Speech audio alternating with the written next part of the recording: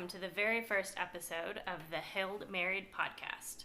I'm A. Toves, and I'm joined by my husband, the Toves. We're going to have some fun discussing UTSA Roadrunner football, as well as some of our other favorite college teams and sports. So let's get started. UTSA comes off of this week with a heartbreaking loss against our highest-ranked opponent, number 15, BYU. UTSA entered the game as a 5-touchdown underdog and exceeded everyone's expectations, keeping the game close and coming up just short with a 27-20 loss. BYU moved the ball on UTSA's defense early on, but to put points on the board, you have to be clean with your execution. UTSA caused an early turnover, and while they weren't able to capitalize on that turnover, it was the confidence boost that UTSA needed to prove that they could compete. On offense, Frank Harris got the start, and though a little rusty, he was able to take the offense down for a field goal on their second drive. UTSA fought throughout the first half, but were down 14-3 at halftime. They'd have to play the rest of the game without Harris, as he took a low hit late in the first half and was out for the game. Lowell Norcease led the runners to a field goal to start the second half, and the defense did its best to hold off the Cougars. A pair of touchdown passes in the fourth quarter brought us within one score. The onside kick was recovered by the Cougars, and while the defense forced a late punt, a roughing the kicker penalty sealed the game for BYU. It was a loss, but it was still fun to watch. It was still fun to see the guys fly around, go full effort, and, hang with the team. Like you mentioned, we played a high-ranked team before in Oklahoma State, and in that game, we hung with them for maybe like the first quarter, if not a little bit less than that. This one, we actually felt like we really hung with them throughout the game, and there was more of a feeling of, well, maybe they're going to be really physical, they're fast or physical, they're going to dominate us, and that just really wasn't the case. What were you thinking too? It was a great game. We hear Coach Traylor talk a lot about perfect effort, and I think, we really saw the guys exhibit that during this game. We knew it was going to be an uphill battle, but like I said, UTSA really exceeded expectations and, kept the game close and showed that they could compete at a much higher level than we've seen them compete before. Which is good, because, we always kind of get stuck in that UTSA wanting respect. It's a young program, we've got building blocks, and though we haven't really seen them as much in the past, it does feel like this season's a little different. Not just because of the pandemic, not just because of all those things, but I think it just really shows that we may have hit the right note with our coach. And you can hit the right coach, the players will come. It's almost that Field of Dreams thing, right? And so, I don't know if you agree with that. What are your other thoughts on that? Yeah, I definitely think that,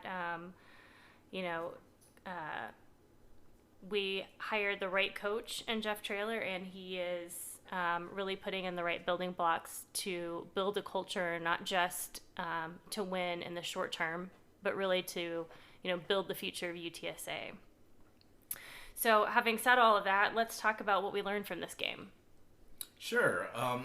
So I might go a little high level at times, I might go a little low level, but I think the first thing that's really important here, and I think we both talked about it before, obviously not on a podcast, it's that positional coaching matters. It's crucial to have good coaching. Look at the linebackers this year. Linebackers had a former GA, coaching them. Going from GA to the linebackers coach, unless you're really talented, it's not a jump that you're going to see.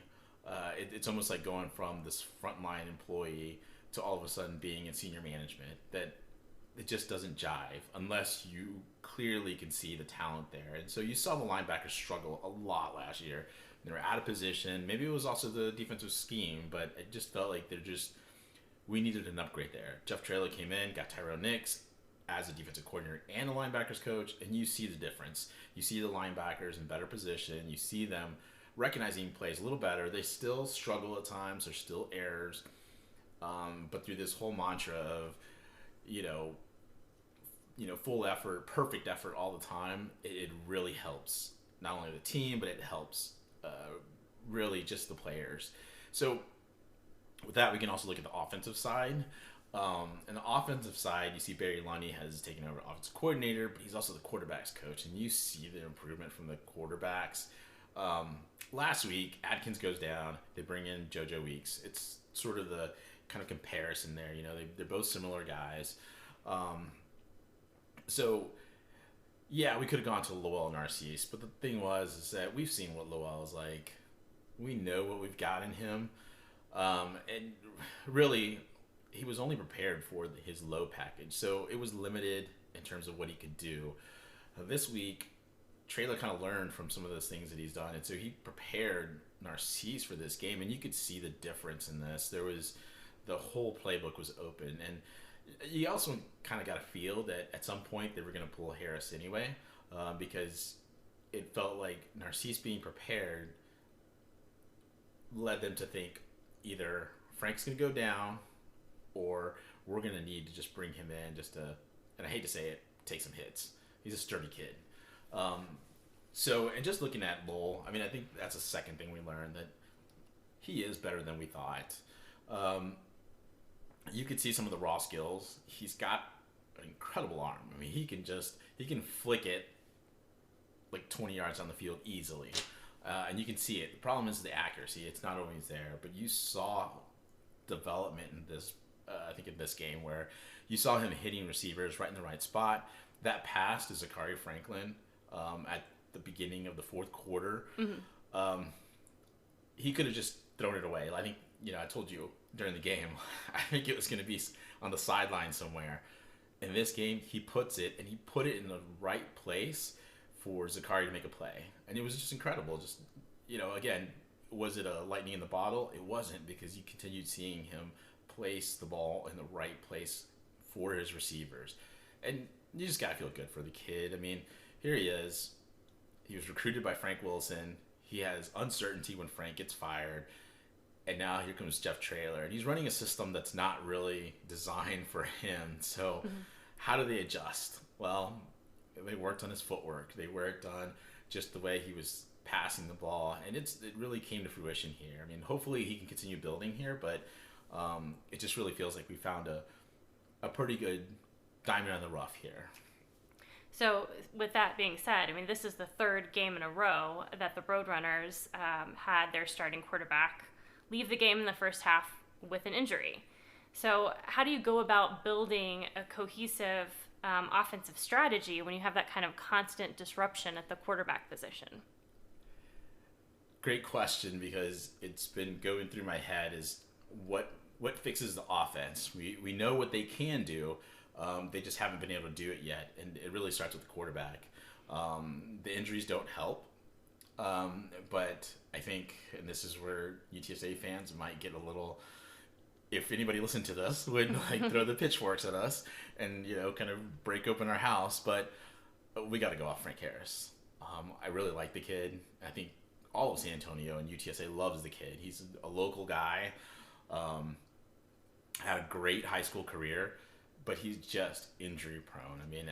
He suffered the ACL in his senior year of high school, so he redshirts his first year at UTSA. Then during spring practice, tears the other ACL in his other leg, and then the next year, well, here we go. Here's our chance. This was last year, and in that game against UNT, he goes down with the shoulder injury, and really a mythical kind of. We don't know really what happened, because he went down against Army, and then the next week is UNT, and we were both at the game, and we just cringed because it happened essentially on the third play or second play of the game, offensive play of the game for UTSA, and it just seemed like the air was sucked out of the program. Right. And so I think we love Frank because he's the local kid, but if you really just took a step back and said, what has he really brought to the team in terms of production, I don't think you can justify continuing with him. I think Traylor has also seen some of that. Just as he kind of mentioned at the very end, he said he was healthy enough to go. However, it was best for Frank and the team. And I think that's not talked about enough yet, because I don't think we realize what it is. But with all this kind of excitement with Lowell, there's this idea of it's time to move off Frank. And I think Traylor started realizing that, and he's kind of let it slip there. I don't know if they do, but I think it's time. I think we've given him enough shot, and I think here's an opportunity for him to grow into a different level. He's a great leader. We know that. He is clearly a bright guy. So let's take that leadership and intelligence, let's put it to use. Yeah, I mean, I see Frank Harris in a lot of ways similar to a situation we saw a few years ago at Iowa State with Kyle Kemp.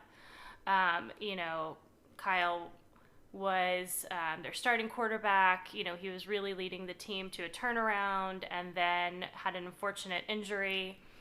And what Matt Campbell did with Kyle Kemp was to kind of make him that player coach for the quarterback room. And he was key in using his leadership skills to help get Brock Purdy prepared to step in as a true freshman. And, look at what Brock Purdy has done at Iowa State.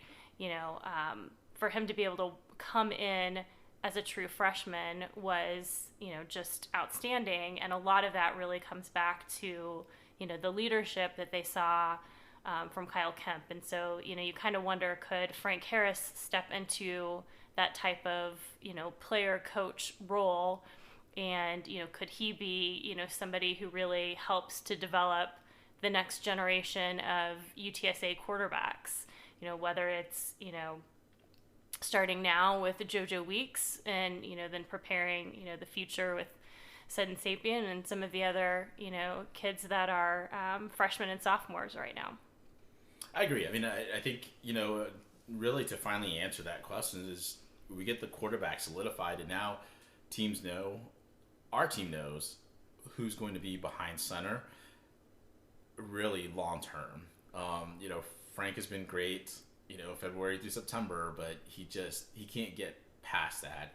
And I don't know that we're good enough in the offensive line yet to be able to not get him hit. But even then, he's going to take hits. And I think your allusion here to and saying that he could be just like Kyle Kemp is a great description. I think there's a way to do that, and be, I guess the best way to put it is just be proper about it, and hand over the reins to Adkins is who it should go to. I mean, once he comes back from injury. But I think right now, if we take what we've seen so far, you hand the reins over to Narcisse and say, this is who we're going with. He's got some of the ability to do so. We continue to work with him. We polish him up, and he gets us through this season.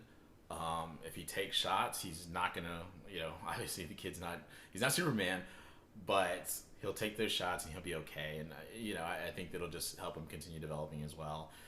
He's still sort of a rough product, but, we also have JoJo Weeks, like you said, thought we could continue developing as well, get him prepared to see, especially to be the backup quarterback. Mm-hmm. And really just put Frank maybe as a third quarterback and just say, look, be one of the pillow killers. I know that's not like one of the favorite things, but really be one of the pillow killers and just, like you said, be by example, and that's probably going to be the best thing for the program. So let's talk a little bit about the defense, because I think the defense for me really personified the triangle of toughness this week, and really allowed us to stay in the game. So what were your thoughts on the defense this week? I just love our defensive line. Like, it's just those guys just keep playing their roles, and they're playing at an energy that is just unparalleled. Like every single week, they're dominating the line of scrimmage. And in this game, they went up against offensive line that really overmatched them. Yet they kept creating holes for the linebackers. They kept creating pressure, and Wilson, I can't remember his first name, but the BYU quarterback, Wilson. Luke Wilson? Yeah. He got pressure that he hasn't seen. He got bugged. And if you think about just like some of the teams they played, sure, they haven't been great teams, but to not have any sort of pressure, and then all of a sudden here comes this quote-unquote ragtag UTSA team into town, and they've really taken it to them.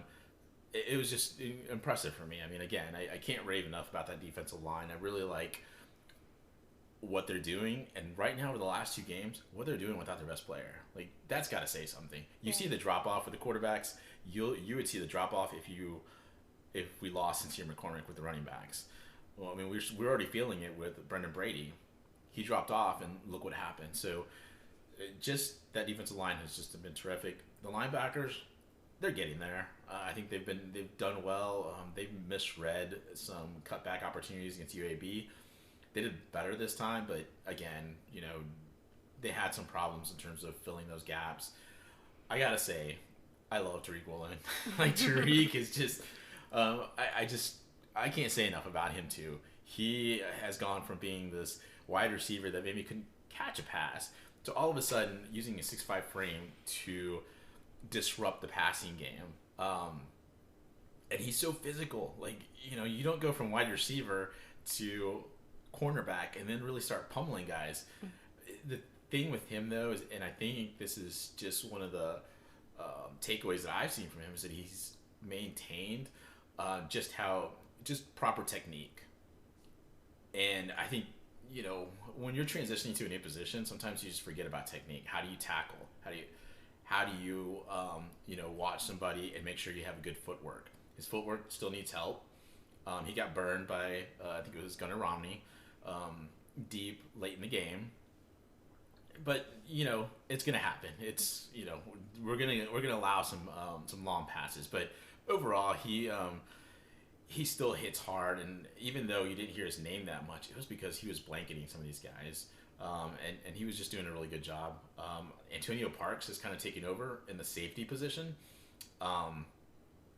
which is opposite of Rashad Wisdom, and it seems like now he's kind of solidifying that position for himself. He still makes mistakes. He was getting burned a lot earlier in the season, but now it just seems like there's been some improvement from him, that he's gotten more snaps and he's continuing to read defenses and he's getting prepared. And I think what we're seeing here is that we're solidifying who the starters are and who's going to get a majority of the snaps, and you see more of the continuity and what that continuity and the full effort is showing. So yeah, the defense is just Tyrone Nix has done a really good job. What have you thought about Tyrone Nix? No, I think he's done an outstanding job with the defense. It's been good to see them kind of try to play in different formations. And, as you mentioned, he really has been kind of running a lot of different guys through different positions. And I think, he's finally getting to the point where he feels like he's, comfortable with who he has and what their strengths and their talents really are. And let's not forget, half of them are wearing cast out there right now. So, yeah. What can they do when they're 100% healthy, right? One of the interesting things that Lowell Narcisse said in his post-game interview was that, he really felt like the team had to stop beating themselves. So let's talk about some of those mental mistakes and errors that we feel like really need to get cleaned up before we get into our conference play. Yeah, I think they're harsh critics. We know they're going to make mistakes. They didn't get a spring training, so they didn't really get a chance to really get into what the systems really needed. And it was something Leroy Watson had said, and it's actually in the UTS. It was in the UTSA program for SFA. And I happened to read it, and he really described, essentially from the player's view, what happened. They said, how challenging was it to have this transition? And he answered, he says, it was seamless, because essentially what the coaching staff did was they took whatever they had been doing previously on offense and defense, and they just kind of melded it with what they wanted, what the coaching staff wants to do. And they essentially played, again, to the player's strengths. It's very tough to really become a first-time coach, because you want to kind of prove that you earned this job, that you deserve to be there. Mm-hmm. But these guys came in and pretty much said, look, we're not going to overthink things. We're just going to put these guys and get there. So we know there's going to be mistakes, but we're going to continue to just challenge them to continue playing hard, and we'll fix the mistakes as they go on. We know we're going to have holes. We got glaring issues. The offensive line at right tackle last week, the right tackles could not block anything. They were blocking air. They got Atkins hurt. This week, you saw a different offensive line. Defensive line was handling again, a much bigger opponent. They didn't feel as overmatched. They still didn't create all the holes for the running game, but I mean, seeing some of these mistakes, I think, on offense is really just, it's time to start using that full effort and start executing and start building on some of these plays. Same thing on defense. Defense, you see the linebackers struggling at times to read the play. They get caught out of position, and so now they have to scramble and take weird angles at runners. When you do that, like, I mean, I watch football a lot. I haven't never actually played this besides flag football, so I know what I'm talking about, obviously. You take a bad angle at someone, you're not going to make the play. You're going to miss badly, and you're going to look really dumb doing it. And so these guys are going full effort, and some of that effort is turning into being able to make a play. I just think that in terms of the secondary, the safeties, and what they've done, they're cleaning it up. It's just taking a little bit longer, and you just got to be patient. Again, first time coach,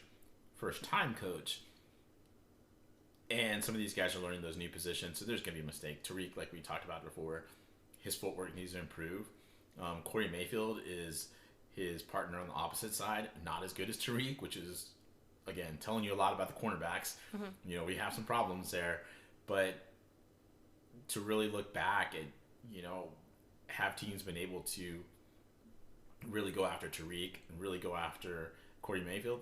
They haven't. They've been solid in terms of how they've been coached and, how they're playing. It's been the safeties. So it's been like the tight ends and like these inside receivers that have been killing us because those guys haven't been able to cover anybody. So even in this game, I didn't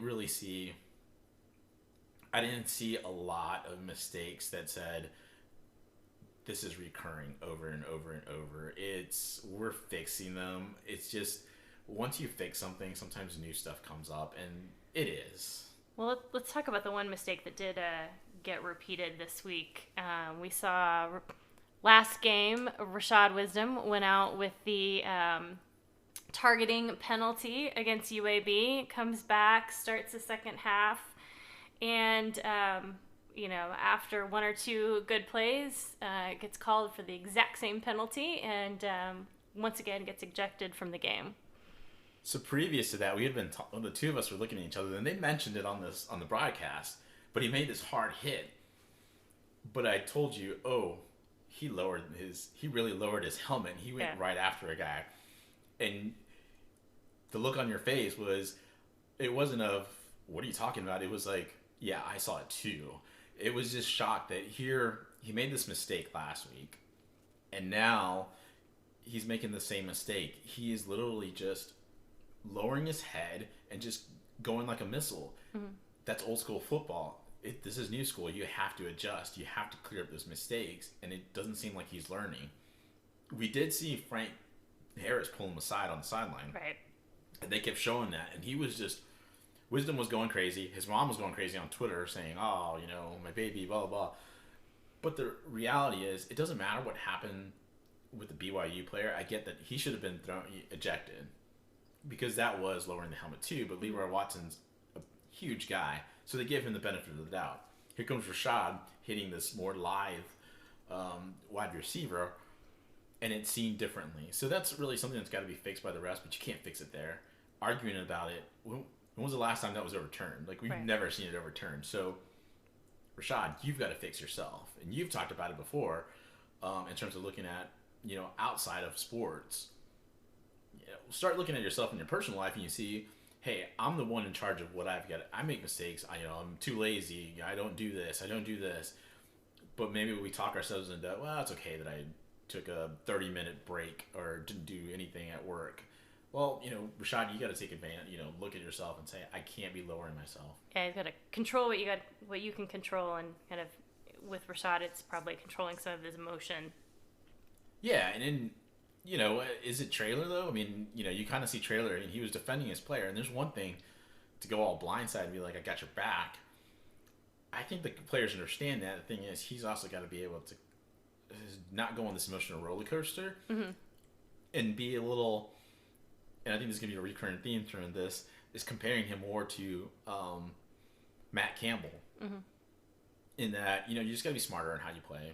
You can't let your emotions take over. You got to stay even. And kind of rein them in a little bit more, because you start losing focus. You start going on this roller coaster that just really doesn't provide you much.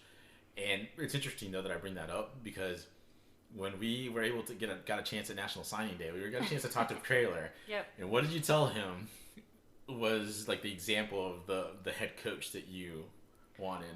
Well, we were kind of talking about Iowa State and Paul Rhodes, and, you saw in Paul Rhodes that he was the coach that could get Iowa State, pumped up and excited and believing that they could compete on that level. But the thing that, Matt Campbell's really brought to Iowa State is sort of that, evenness where, again, he can get them to believe that they can compete at the highest level, but instead of, acting emotionally, making mistakes, he's able to kind of keep the team calm, in those moments where, they have an opportunity to come from behind and win. Matt Campbell's been able to get them to the point where they can, pull off a victory. And I felt like Traylor, when we talked about it with him, like recognized that. I just think that maybe, and I'm hoping actually I should say, is that he's kind of playing the emotional game right now just to get them to believe. And to me, what we've seen over the last two games against teams that were ranked, teams that were better than them, that they gave full effort, and look what happened. Look at what you were able to do when you gave full effort to something. Now, let's start mixing in that execution. It's going to get us even further. So I think that's a really good takeaway there from what we saw. Yeah, and in the post-game interview, Jeff Traylor said he was concerned about the team mentally and physically. So, what are your thoughts on keeping that momentum through the rest of the season, knowing that, we've got one more out-of-conference game, and then we're about to go into our conference schedule, and there's a lot of teams on that schedule that are, absolutely winnable games. Yeah, I mean, first of all, I'm a little concerned for him, because it really looked like he just lost the national championship out there. Like, he really looked down for the first time, and that was the first thing you told me was when we were watching the post-game interview, is he really looks down. Like, he looked like he, again, lost the national championship. He lost something big. And, looking back at the game, I never felt at any point where we were on the cusp of something. It was just, we put ourselves in a position to either, tie the game and, maybe go into an overtime or something, or again, we could have possibly won the game, but well, really, we were fighting from behind. It wasn't like, we blew a lead or something, Right. I mean, if we blow a lead, it's 3-point lead because we had the early field goal. Right. So, but it seemed like we had just blown potentially, a big lead again, or the national championship. So, hopefully he gets his mindset back and saying, I need to rein this back in and let's prepare for the next one. But, a lot of the things he has said really ring true, is that you really got to watch out for the runners. They're going to have to give this full effort all the time. And if they can do it against in Hattiesburg, if they play, Southern Miss, I'm not sure if we play them, but let's just say we're in Hattiesburg, we're playing Southern Miss, or we're, playing Florida Atlantic, or, just even going to Houston to play Rice. Those type of things, those are the moments that really show a good football team, is that you can bring that energy at that time and you can go ahead and compete and win the games. They're not going to get extra points for blowing a team out. It's going to be cool, and our fans and us are going to be so excited because we blew out, FAU, or we blew out, Louisiana Tech. But the thing is, you go into any of these teams into their stadium, you got to bring that effort. You do that, and you give yourself a shot to win, and you give yourself a shot more to start earning respect. A lot of our fans really want to give our team more respect than they have earned so far. So I'm hoping that what Traylor is able to ground not only the players but the fans and say, look, we're moving forward, we're doing it, we're getting there. But this isn't a one-year project. This is a 4 or 5 year project. We want to be, and he said it before, we want to continue to win. We want to be there. We want to be consistent division winners, and that's really the goal. Let's be consistent division winners. Let's be consistent in getting the CUSA title. And when we start doing that, we're going to see the recruits coming in. We're going to see, more notoriety. Then is when we start looking at the next level. What does that next level mean? it means G5. It means that we're going to be the ones that are saying maybe we could end up in the New Year's Bowls.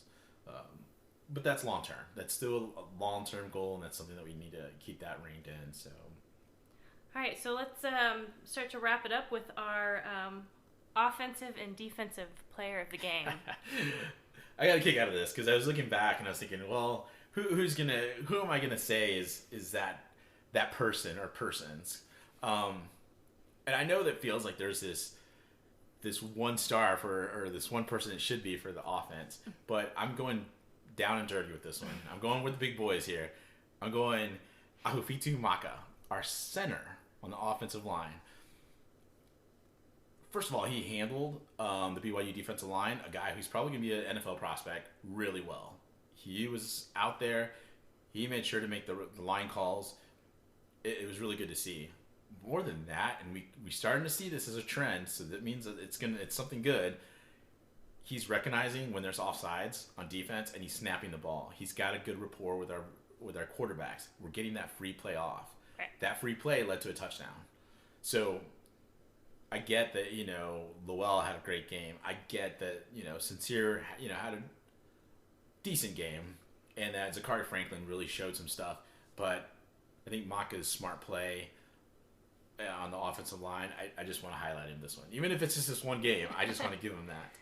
For the defensive player of the game, I'm actually going just the defensive line. Again, I can't rave enough about them. They took on some, P5 players, I think, and pushed them around and gave linebackers and safeties a shot to make some plays. So, DL, keep doing your thing.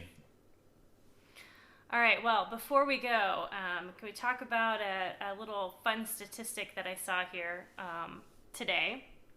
So we've talked a little bit about Iowa State already on the podcast, and Breece Hall from Iowa State is now the nation's second leading rusher with 531 yards on the season, right behind who? But UTSA's Sincere McCormick at 569 yards. Those of you who know a little bit about Iowa State know that Iowa State is known for having some top-tier running backs, and they've produced NFL running backs, most recently David Montgomery. Breece Hall, obviously has had a lot of hype around him last season and this season, so it's exciting to see him as the second leading rusher behind our very own Sincere McCormick.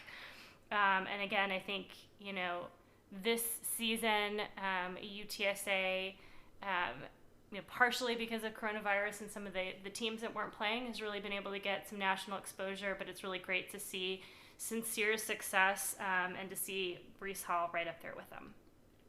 I agree. I mean, we've talked about Iowa State quite a bit right now on the podcast, but it seems to be the nice model for what UTSA can strive for in terms of their coach and their players. Sincere's, to me, is still a project. I mean, he still needs some help with his blocking, recognizing some of that. That's why we had Brendan Brady, and we're really missing Brady now. You see, and I kind of mentioned it before, Brady is a much better blocker than Sincere. So you add that sort of pass blocking mentality to an experience to Sincere, and I think, you start seeing a more complete back. I don't think we utilize him enough in the passing game. I think, if he gets put in space, we see this yardage go up. Mm-hmm. Ultimately, I think he's not going to be the number one guy for the season, because you still have all these big teams that are going to play and they're going to rack up all sorts of yards, on some teams. But, does it matter? I mean, right now, again, we've sat atop we've played 5 games. Sincere's up there. Now you have, I would say our other favorite teams, Yep. Iowa State's rusher up there. And so, I'm just happy for Sincere. He's been the quiet cog to this UTSA machine. I guess I just don't see him on Twitter, but he just seems quiet, and he just kind of goes, gets it done, and comes back, and very Tim Duncan-ish. I'm not saying he's Tim Duncan, but very Tim Duncan-ish. Just kind of that workhorse. Yeah, just go in there, be the star, and then just go back home and just go do whatever you do. Play video games, do whatever. But he's just not going to – he doesn't seem flashy. And then same thing with Brees. Brees seems to be getting has that same sort of mantra. Just, you kind of talked about David Montgomery. I've seen David Montgomery play with the Bears, and it's the same thing. He's not flashy. He's just, I'm going to go out there and be a good running back. There we go. All right. Well, thank you again for joining us for our inaugural podcast. I'm A. Toves. And I'm B. Toves. And we look forward to talking to you next week after the UTSA Army game.